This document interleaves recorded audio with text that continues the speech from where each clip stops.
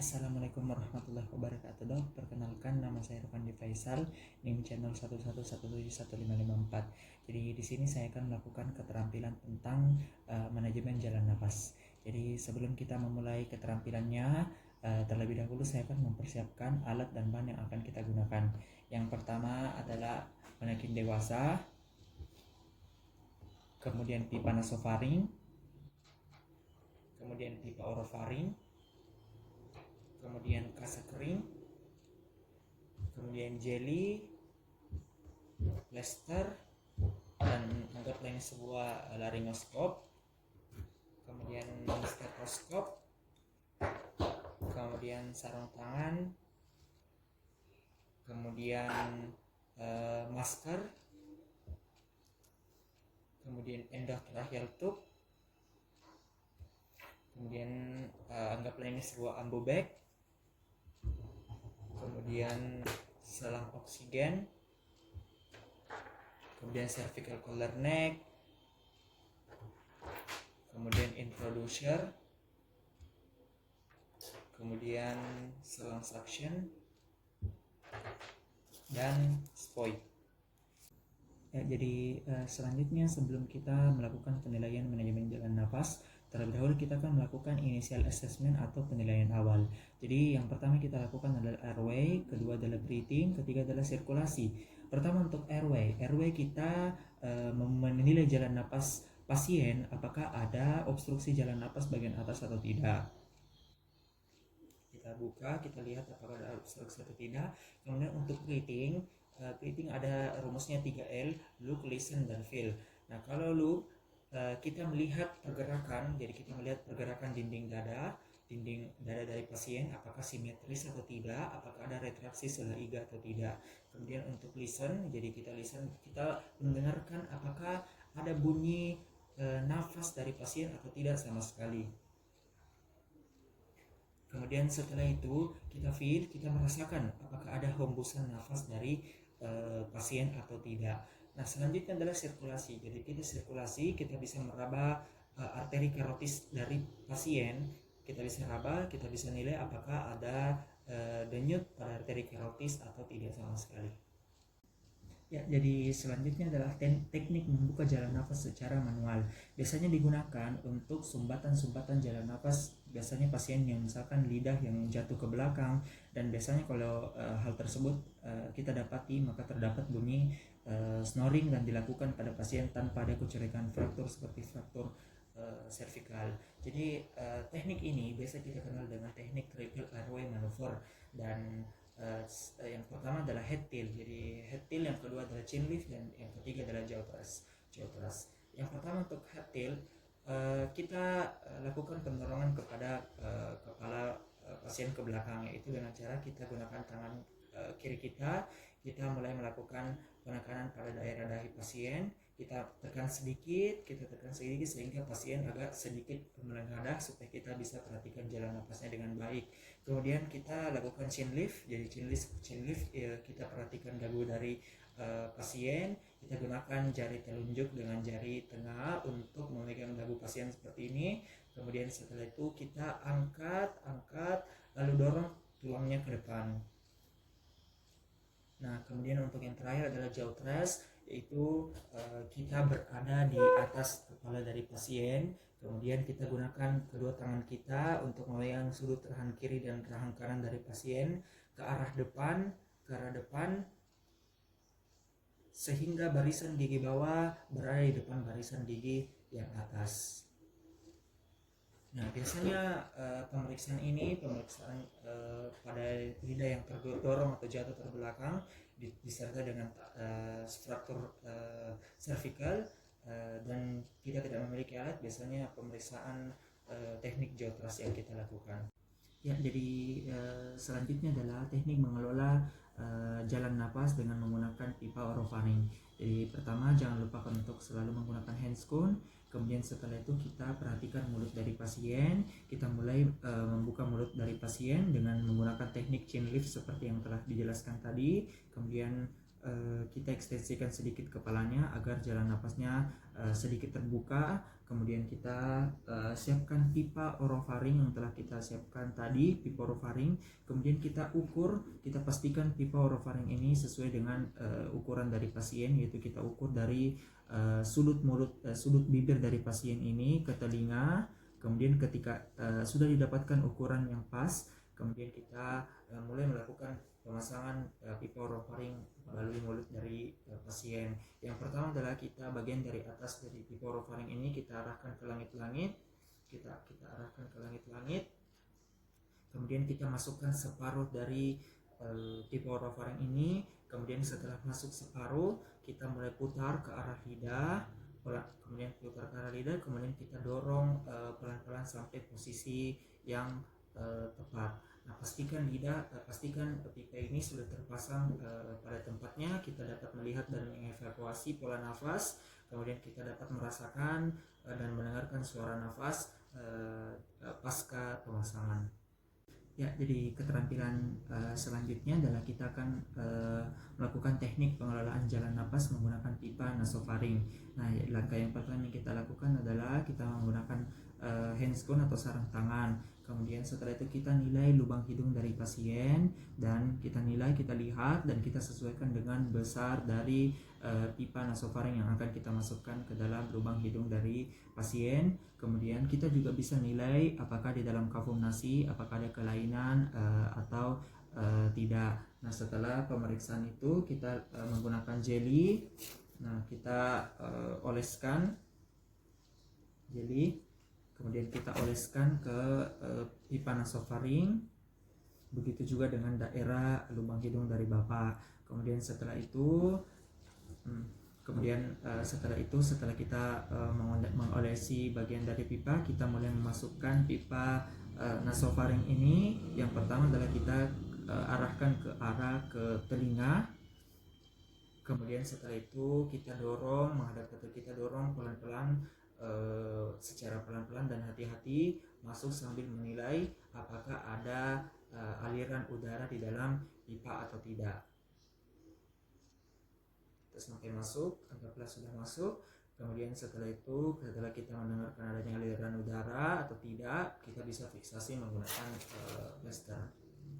Ya, jadi selanjutnya adalah membersihkan jalan napas yang tersumbat disebabkan oleh cairan. Jadi pada pasien-pasien yang biasanya tersumbat cairan pada daerah jalan napasnya, kita dapat mendengarkan bunyi gargling. Nah, kemudian untuk membersihkan jalan napas oleh cairan, maka digunakanlah sebuah teknik yang merupakan sapuan jari. Nah, yang pertama kita memasang handscone. Kemudian kita buka mulut pasien dengan teknik jaw thrust yang tadi dijelaskan, yaitu dengan cara kita tekan dagunya, sisi dagunya ke bawah. Kemudian setelah itu kita gunakan jari telunjuk dengan jari tengah yang bersih dan dibungkus oleh kain kasa yang telah kita siapkan. Kemudian setelah itu kita mengorek semua benda asing di dalam mulut. Kita bersihkan semua benda asing yang mengganggu jalan nafas. Kemudian kita juga bisa menggunakan suction untuk membersihkan jalan nafas berupa cairan yang dapat dihisap menggunakan suction. Ya, jadi selanjutnya adalah kita akan melakukan teknik pembebasan jalan nafas akibat sumbatan yang disebabkan oleh benda asing yang padat.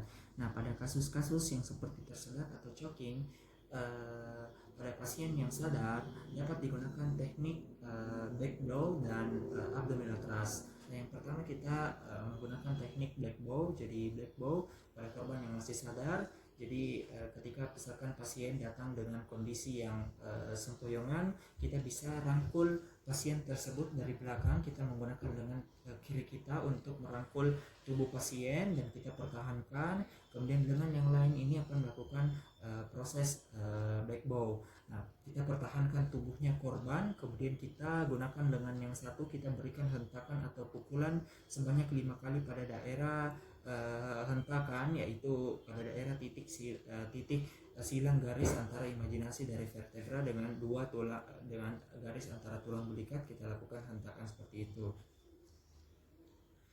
Nah, kemudian untuk abdominal thrust pada pasien yang sadar, kita bisa rangkul pasien lagi seperti ini, tapi kita menggunakan kedua tangannya kita, menggunakan kedua tangan kita, kemudian kita lakukan tarikan 5 kali tepat di titik tengah antara prosesi subclavius dengan umbilicus, dengan tujuan mengeluarkan benda padat yang menutupi jalan nafas. Kemudian setelah itu kita menggunakan metode abdominal thrust pada korban yang tidak sadar.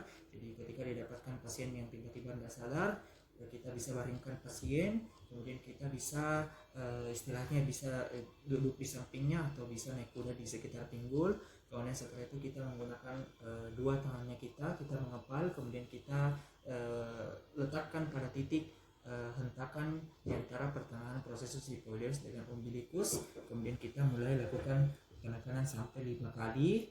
Kemudian setelah kita yakinkan bahwa benda asing tersebut sudah keluar, kita bisa mengecek mulut dari pasien. Apakah benda asingnya sudah keluar. Kalau sudah keluar, kita bisa mengeluarkan benda asing tersebut. Ya, jadi selanjutnya kita akan melakukan teknik pemberian nafas bantu dengan menggunakan ambu bag. Jadi yang pertama, kita siapkan alat dan bahan yang telah kami siapkan sebelumnya. Kemudian kita pilih masker yang sesuai atau ukurannya cukup untuk pasien. Kemudian setelah itu kita mulai menghubungkan selang oksigen dengan ambu bag. Jadi selang oksigen yang tidak kami sudah siapkan kita hubungkan dengan ambu bag. Kemudian kita atur aliran oksigenasi dari ambu bag tersebut sekitar 12 liter per menit. Kemudian setelah itu kita pastikan jalan napas pasien ini bebas dan tetap dipertahankan menggunakan pipa orofaring yang sesuai dengan ukuran-ukuran pasien. Kemudian setelah itu kita mulai melakukan pemberian jalan nafas. Nah, kita menggunakan masker, jadi tangan kiri kita ini yang akan menggunakan memegang masker yang sesuai dengan ukuran dari mulut dari pasien. Nah, kemudian setelah itu kita rapatkan agar tidak ada udara keluar pada saat pengompaan dari ambu bag. Kemudian tangan kanan kita yang akan menggunakan ambu bag yang kita pompa sampai dengan dadanya yang mengembang. Nah, pemberian ventilasi yang positif dengan ambu bag, di mana ibu jari dan jari telunjuk ini akan membentuk sebuah huruf C. Huruf C kita tekan sedikit agak rapat, menekan masker. Kemudian tiga jari yang ini membentuk, tiga jari yang lain membentuk huruf E yang akan mengekspresikan atau mengangkat dan memenahan mandibula agar kepala masih dalam keadaan ekstensi. Kemudian kecukupan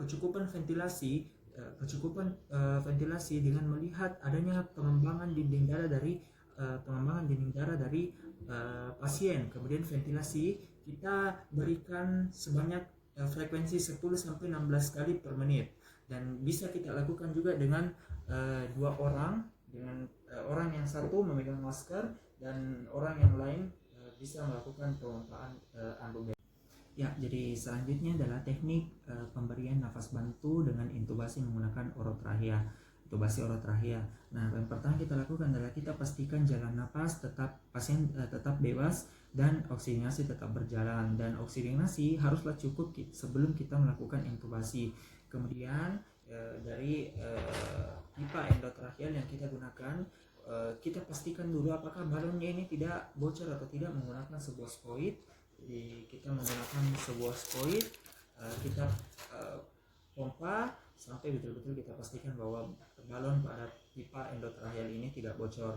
Kemudian setelah itu kita boleh kita kempiskan lagi kembali. Kemudian kita menggunakan laryngoskop, anggaplah ini sebuah laryngoskop. Jadi kita pasang gagangnya, kemudian kita memperhatikan juga transinarnya, dan kita mulai memasukkan pada daerah mulut ke laring dari pasien, yaitu dengan cara kita mulai memasukkannya pada bagian sisi kanan mulut pasien.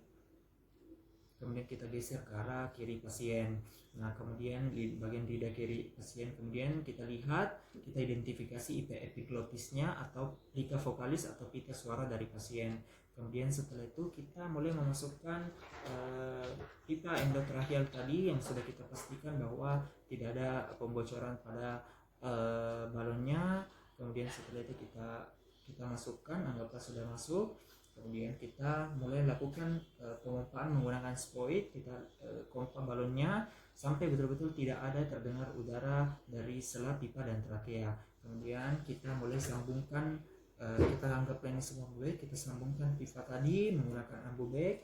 Kemudian kita lakukan pemompaan dan kita perhatikan pengembangan dada dari pasien. Nah, kita juga bisa menggunakan stetoskop. Jadi kita gunakan stetoskop untuk memastikan bahwa pipa endotracheal tadi betul-betul masuk pada laringnya, bukan pada betul-betul masuk pada bukan pada esofagusnya, yaitu dengan cara kita bisa mendengarkan pada daerah dada, kita bisa auskultasi dan mendengarkan adanya bunyi pernapasan atau tidak. Kemudian kita bisa kita mendengarkan juga daerah abdomen, apakah untuk memastikan bahwa betul-betul ini pipa endotracheal masuk pada trakea bukan pada esofagus.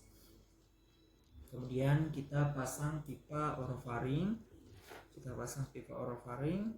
Kemudian pipa endotracheal tadi setelah kita pastikan masuk kepada jalan napas, kita melakukan fiksasi menggunakan sebuah plester yang kita letakkan pada daerah mulutnya.